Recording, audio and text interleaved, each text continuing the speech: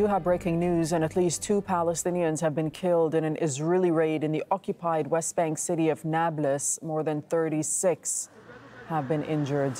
Let's bring in Nida Ibrahim. She's joining us from Ramallah, also in the occupied West Bank. We're just looking at the ongoing clashes taking place in Nablus on the live feed. Nida, tell us what you've been hearing.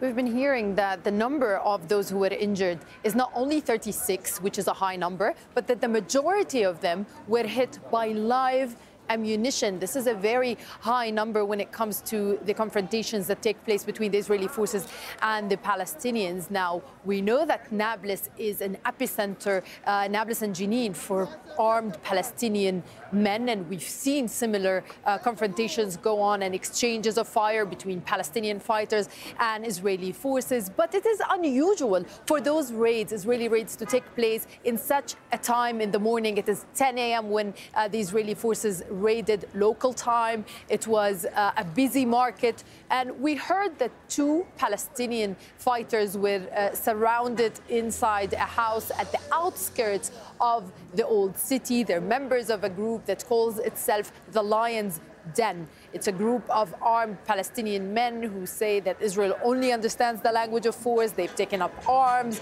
They've had assumed responsibility for several attacks against Israeli soldiers and Israeli settlers in the occupied West Bank. So we're looking at an escalation.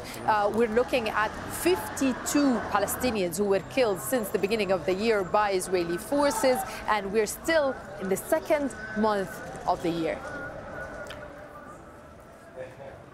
Okay, Nida, we'll leave it there. Thank you so much for that update from the occupied West Bank.